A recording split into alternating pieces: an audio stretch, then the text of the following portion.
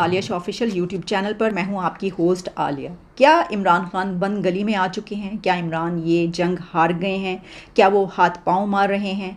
उन्होंने ज़मान पार्क अपने घर में जर्नलिस्टों सहाफ़ियों के साथ बातचीत करते हुए ये कहा कि अब मेरे ख़िलाफ़ कौन है, अब मेरे ख़िलाफ़ कौन है, मेरी उनसे कोई लड़ाई नहीं है, गुस्सा उस तरफ से है, मुझे तो ये पता ही नहीं कि मेरे ख़िलाफ़ गुस्सा क्यों है।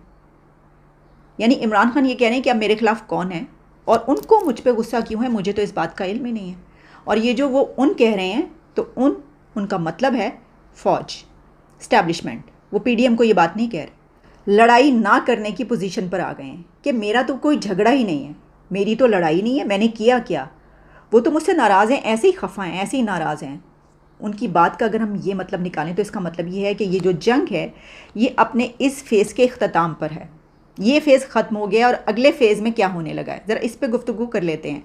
अकील करीम डैडी बिजनेसमैन ने इमरान खान से मुलाकात की है तो उसका पूरा एक बैकग्राउंड सामने आया है।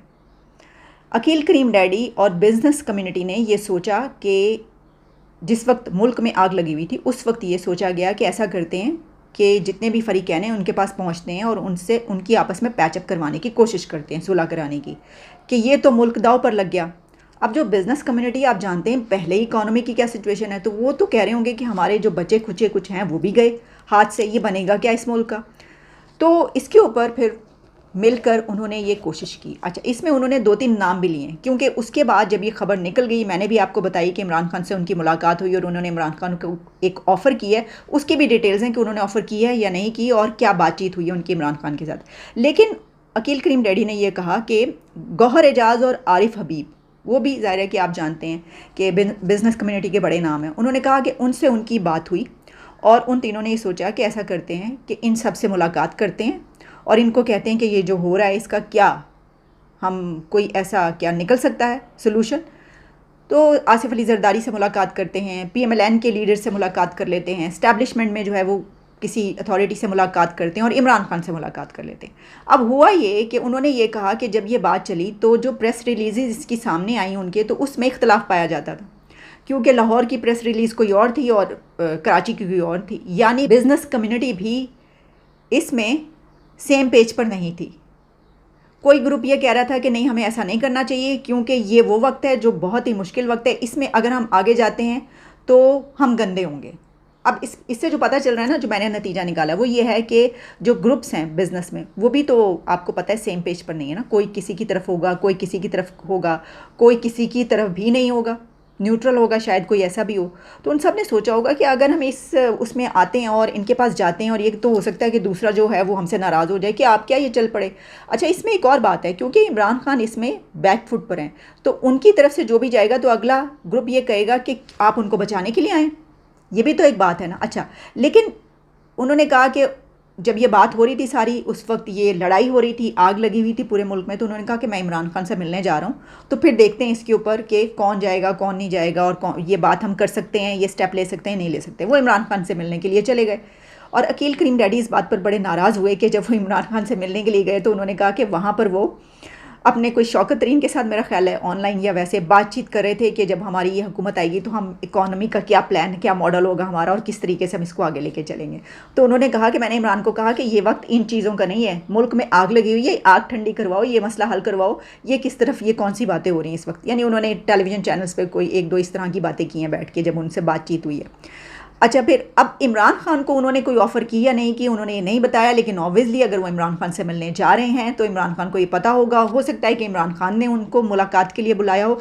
क्योंकि देखिए ना, इस वक्त जो पावरफुल ग्रुप नहीं होगा, इमरान खान इस वक्त, जैसा मैंने कहा कि अब उनके पास बचा क्या, ऑप्शन क्या है, उनके अपने सपोर्टर्स और जो लोग हैं वो भी उनके पास नहीं पहुँच सकते, वो अकेले बैठे हुए हैं। अकेले से मतलब ये कि उनके पास जर्नलिस्ट हैं यहाँ के और बाहर के और वो हैं और उनकी बेगम साहिबा, सपोर्टर्स तो अब आ ही नहीं सकते बाहर, और पुलिस है, और पुलिस किसी भी वक्त धावा बोल सकती है क्योंकि जो गवर्नमेंट है उसकी तरफ से, पंजाब गवर्नमेंट की तरफ से कहा गया कि आपके घर में 30-40 लोग हैं। तो इमरान खान ने उसका जवाब ये दिया कि उनमें से कुछ के नाम बताएं, फिर मैं आपको बताता हूँ कि वो हमारे पास हैं या नहीं। यानी उनका कहना है कि 30-40 दहशतगर्द, कैसी बात कर रहे हैं मजाक खेज़ के, मैंने कहाँ छुपाए होंगे अपने घर में।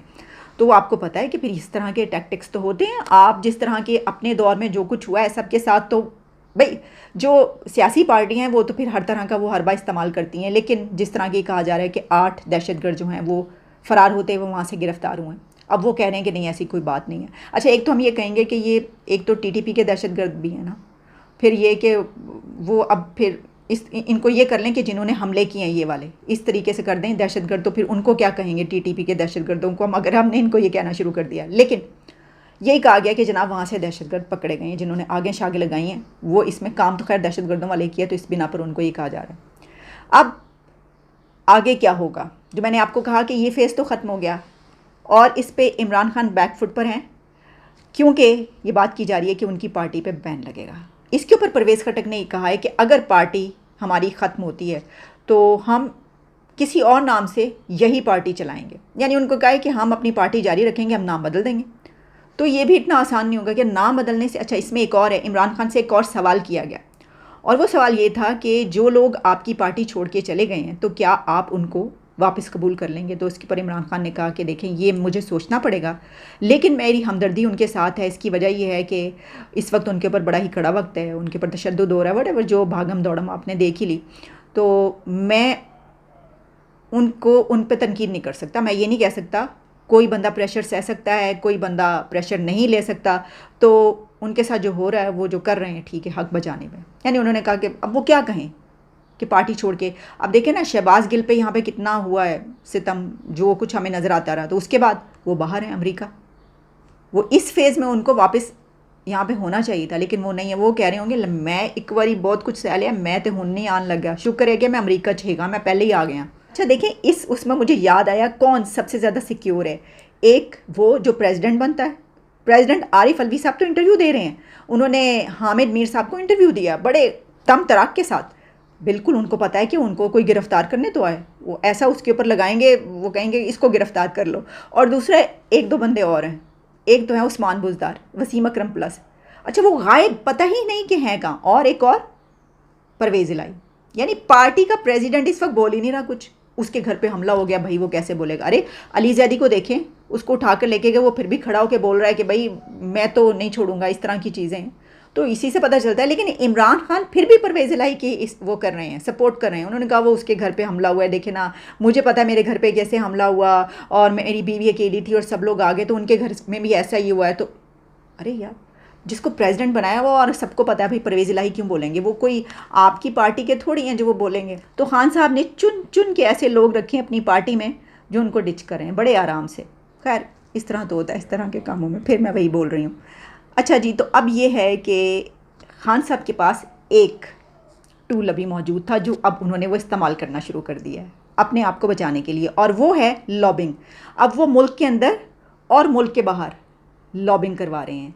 और आपको पता है कि कोई 50-60 कांग्रेसमैन, उन्होंने एंथनी ब्लिंकन को ख़त लिखा है। मुलाकातें भी बहुत सारे पॉलिटिशियंस के साथ हो रही हैं, इमरान खान के जो लोग हैं सपोर्टर्स अमेरिका में और दूसरे कंट्रीज़ में भी, जहाँ पे कहा जा रहा है कि इमरान खान को बचाया जाए, उनको इस सिचुएशन से निकाला जाए।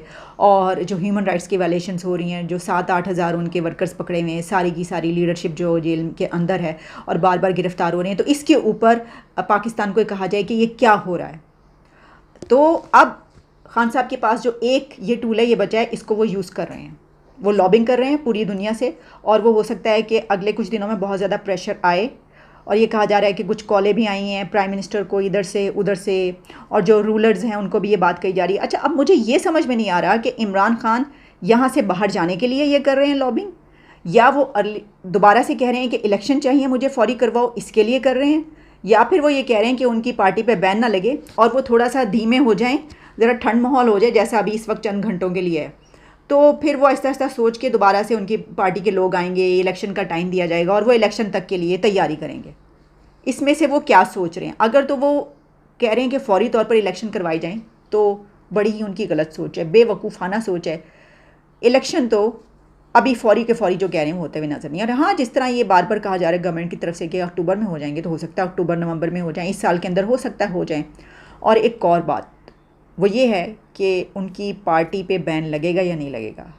अब ये हमें उस वक्त पता चलेगा कि उनको अगर अभी भी गिरफ़्तारी उनकी होती है और उनको गिरफ़्तार करने की अगले चंद घंटों में या दिनों में कोशिशें होती हैं और कोई निगोशिएट नहीं कर पाता, या उनके ऊपर इतना प्रेशर आए कि ये कहें कि अब तो मुझे जान बचा के भागना होगा, बाहर चले जाएँ, वरना फिर ये होगा कि वो ये कहेंगे कि किसी तरीके से जहाँ से वो लॉबिंग करें, कोशिश करेंगे कि उनको सियासत में रहने दिया जाए। सब हाथ पाँव तो वो मार रहे हैं, कोशिशें कर रहे हैं, क्योंकि उनको भी पता है कि वो अकेले रह गए हैं। लेकिन इस वक्त भी वो ये कह रहे हैं कि अगर मैं अकेला भी रह गया तो मैं अकेला खड़ा हो के हकीकी आज़ादी की ये जंग लड़ूंगा। तो हकीकी आज़ादी की इस जंग पर मैं आपको ये बता देती हूँ कि दूसरी तरफ का स्टैंड क्या है।